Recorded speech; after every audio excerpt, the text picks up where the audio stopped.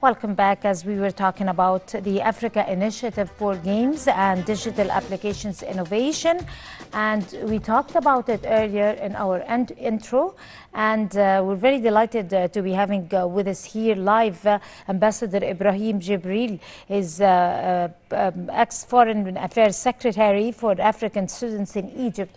Good morning, Ibrahim. Good morning, Dina. How are you? I'm fine, thank you so much. We were talking about an initiative that was taken in Africa for games and digital applications innovation. What is the story about it? Thank you so much, Ms. Dina, for asking me such a questions. Before I talk about the digitalization, I should have to talk about the sport. So if you see the sport itself, it's one of the biggest matters that could bring a brotherhood between the nation, between the continent, and between the youth in particular. So whenever we are talking in regard of supporting the youth, because we belong to youth and we represent youth. That's why our only concern is only on the youth. But for the sport specifically, there are some quite issues that need to be resolved sometimes. If we take the part of football as for example, the previous Cup of Nations that was held in Cameroon. So the football should have to let the people know that they are, they are one family. But the issue is that instead of learning a brotherhood from football, it sometimes creates some bad attitudes towards the supporters. For example, if African international team is playing against Arabian international team, for example, all the Egyptians will definitely support the Arabian team. If, for example, one of the African team is playing against the Arab, all of the African youth will support the African team. Yes. According to my opinion, this is something not good. You have to support the people as they are, not because they are from the same region or we are from the same tribe. And one issue also, according to the media, to be frank, Arab media, sometimes they try to show some priorities or some different, they try to differentiate sometimes between the players themselves. So this also has to be done. Also, as I told you, football game, it will create a mutual connection between the continent. As I could remember in 2019 here in Egypt, there was an Olympic was held by His Excellency Abdel Fattah el-Sisi, President of Egypt. There was an Olympic for the African youth. This is really one of the most strategic way that we can use to bring a mutual connection between the youth, because most of the youth, they only focus on the sports, not only football, like basketball, tennis, all the sport, yes, all the sport activities. As long as they are going to be held in a good way, they will bring a good mutual relationship between the African youth. Yes. You are one of the most active people amongst African youth, and you have been initiating many campaigns and African initiatives other than this particular one, but you seem to be really considered and concerned about that particular initiative. Talk to us about its aim and targets. Why particularly launching an initiative that is aiming to promote for games and to promote for digital applications at this particular time? Well, as you said, the aims, according to the way I see it, or in my point of view, is that the best way, as I said earlier, to create a mutual connection between the youth. Now we are in the 21st century. We are in the 2022. We need to globalize. We need to make the world, not only Africa, we need to make the world one family. So the best option to do this is, with sports. Because as long as this is support, it is sending some messages between the nation. I mean between the citizens, any message. So sport is going to be one of the best way to send the message between the continent or between the world itself. That's why you can see sometimes the FIFA football try to create some friendly match, for example, between this country and that country, just in order to increase the friendship. So sports have never been, sports are always good in any part or in any sending a specific message between the youth, even between the elders, not only youth. As long as this is support, that is why we have some kind of sports also. But I don't think this sport is popular in Africa. But if you follow Western televisions, you will see such kind of support for older people. So sports always is making a good understanding. Yes, it's bring people together. It's bring a mutual connection. It brings globalization. Always at everywhere. And it also, you're aiming also to end people from getting biased to their own culture, to their own race, because these are also one of your targets, right? Of course. Through sports.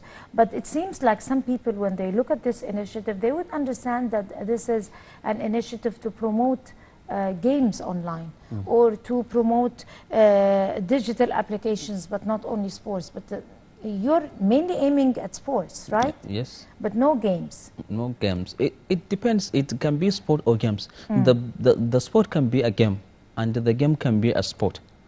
No, every sport is a game, but not every game is a sport.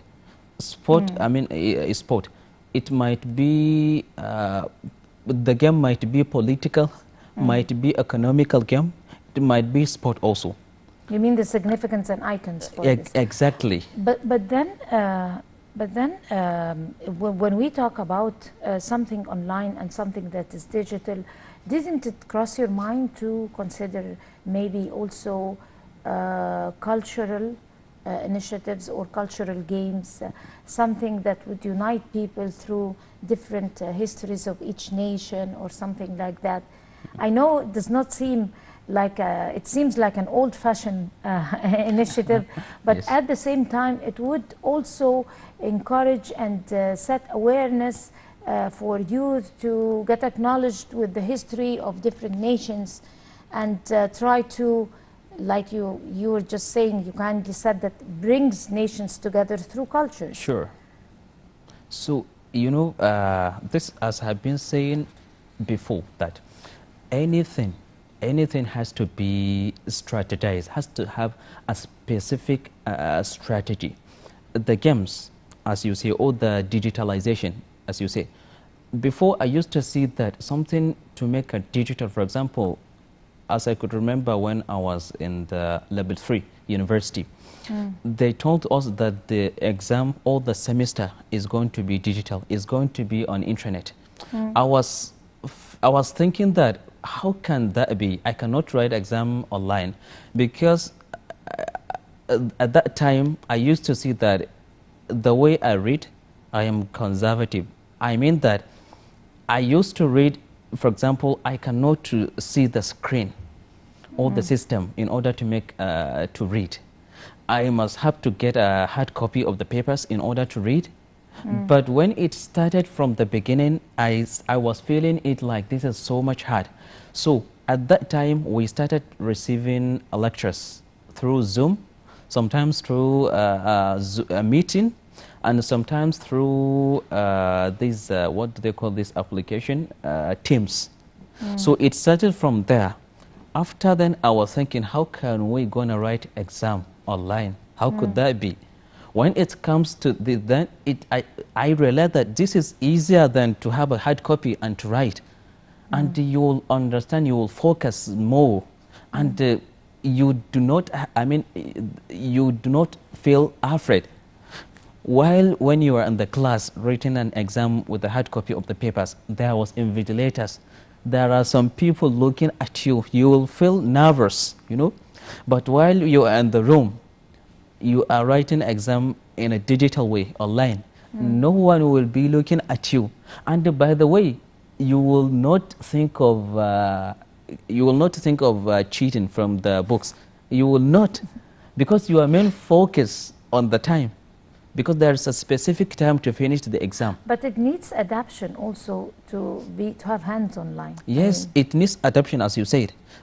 As I said before, I was seeing that this is something difficult. I cannot do something online, because I have I became used into trying to go to the classes, to take my pen, paper, hard copy, to write it in a traditional way. But when it comes, it started from the digital way. Now I'm feeling like I'm digitalized as well. Something that is not digitalized, I cannot rely on it. Everything needs to be digitalized.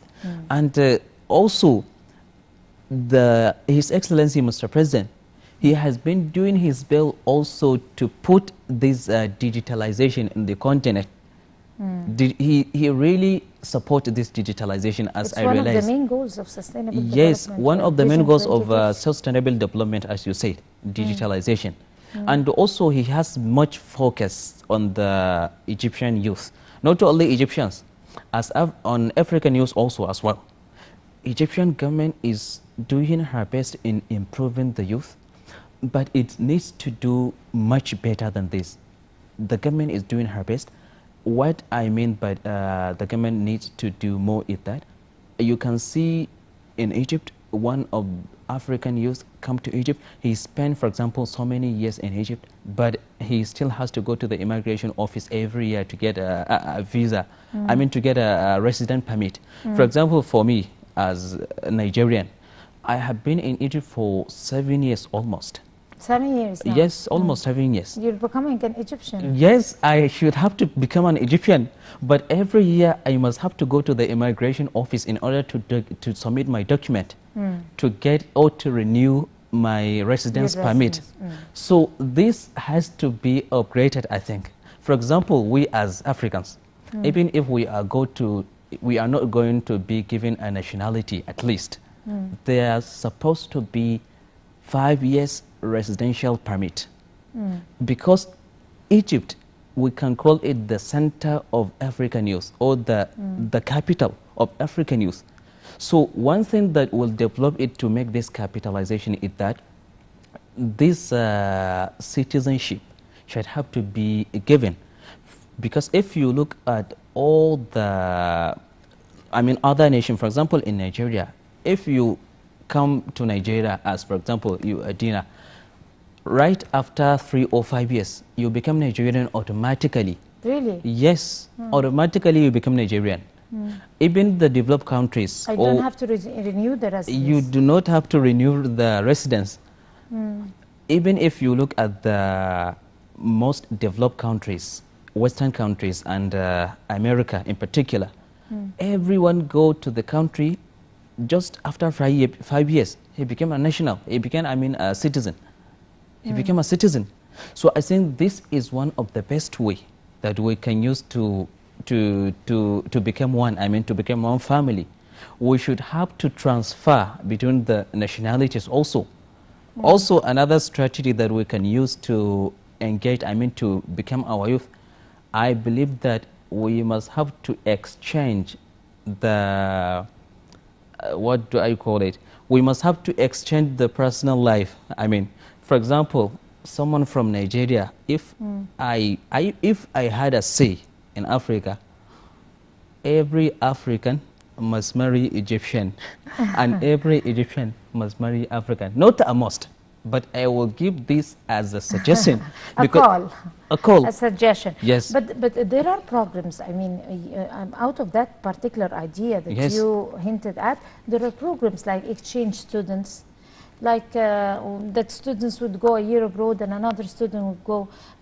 For civil society, some different associations and organizations like Rotary, for example, they would do something like that. they would send Egyptian youth and would exchange them for European or African. Yes. I mean, that's a very good idea. It has been ongoing for a long time. And you are right, by the way. But I think you can resolve the idea before it happens. What can we do is that to make a free visa. For example, there is no visa from Nigeria to Egypt, or there is no visa from Egypt to Nigeria, and the whole African countries. So if we do not become, I mean, it is not a must to become a one, for example, United States of Africa. It is not a must, but at least we have a strong union in Africa. We have African Union. Through this union, for example, we could make an agreement in order to free visa, or even not free visa, just to make it easier for the youth. This is one of the digitalization also. Like what happened in European countries. Exactly, like what happened in European countries. I guess in the future, this would be likely looking to be I am happening. feeling also like that. And also, one of the best options to support this digitalization, every matters we must have to leave it digital. For example, if I want to submit a visa, for example, from Nigeria, I do not have to go to the Egyptian embassy at Abuja. For example, someone lives in Kano, someone lives in Kaduna, someone lives in Lagos. But if he wants to apply a visa, Egyptian visa, he must have to go to Abuja Embassy of Egypt in order to apply. The same thing you cannot apply it you online. cannot apply online. The same thing is happening here. For example, someone is living at Mansoura or Alexandria. He wants to apply for Nigerian visa. He has to come from Alexandria 3 hours to Cairo to go to Nigerian embassy in order to apply for a visa. I think if we make it digital, this is already taking its better. way here in Egypt, and it's already applied in some governorates. It has been applied fully in Port Said. This is better, and it's going definitely. to prevail through whole the. But I can assure you about this digitalization. We have to digitalize. Because it's one of the main aims for the Egyptian administration. It has been applied. It has been taking place in Port Said, and it will prevail all over the governorates. Yes, we hope But that's so. a good idea, good suggestions that you suggested from the breakfast show. But going back to your very important initiative to bring all youth together through the games and the applications online. Talk to us about how much have you achieved from this initiative so far, and if youth have came up to come with new suggestions or new ideas or something. Talk to us about it. Well, as you said, the games, actually, I'm not professional in the games, but I follow games and I follow the way it goes. Game, as I said before, is one of the most, the best way we can use to create or to bring the youth together, games. Not only, but there is one thing that I have been against it. Whenever we are talking about games, why the FIFA or the games authority, they only focused on men. Even the ladies should have to be, should have to be open. Even the ladies shall have to be, for example, giving them specific games, because also they have the right to participate in the games. Physical or digital games. For example, during Africa Cup of Nations, for example, why can't we bring ladies, for example, to be there is an African Cup of Nations for women? For women, yes. Not only football, all the other games. But there is soccer ball for women also, right? Yes, there is. But but the FIFA mostly concerned. It has more concern, yes, on men. I think they have their... But they are generalizing, actually. They do not specify if it's for women. They do not specify, but they are supposed to be equality. Which sounds good. Yes, they are supposed to be equality at least. Because, as they say, women are the nation, are the one who are making the citizens. As long as you have good women in your country, you make a great country. This is, it has been said. That's true. And there was also what I have been saying is that in order to make a good continent, or in order to make a good Africa, according to the way I see it, or in my point of view, any executive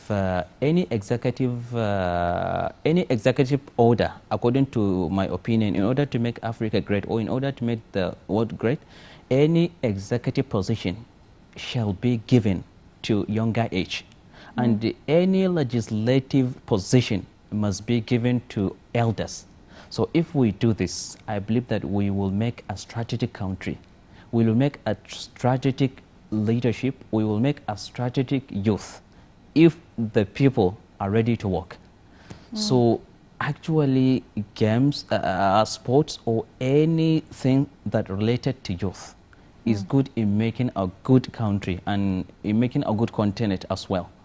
But in general, you are against any exclusion. You I need am- to, to include the youth. You need to include Yes. the elderly. You need to include the Exactly, you the got women. my point. Yes. That looks perfectly well. Yes. I know that you're someone, as an African young man, you're full of ideas. You're also taking the lead when it comes to initiatives, and you have quite a personality that would impress anyone.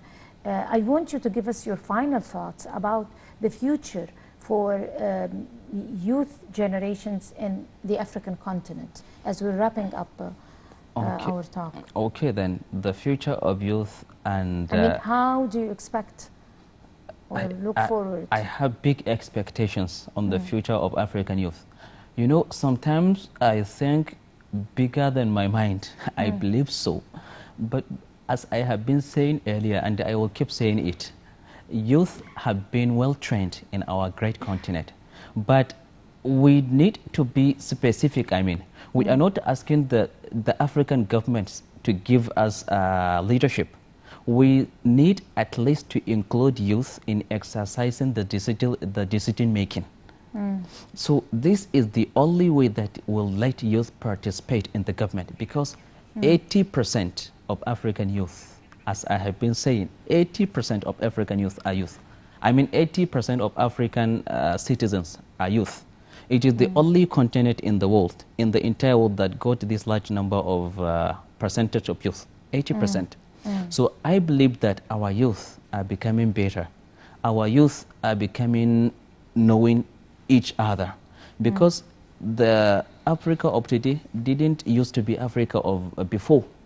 Before, I think there was no this kind of digitalization between, before there was no phone, there was no telecommunications, but during the civilization, for example, now anyone, when we make something specific, it goes to the entire continent. Of course. So the youth- whole time is different. Yes, so youth are the leaders of tomorrow.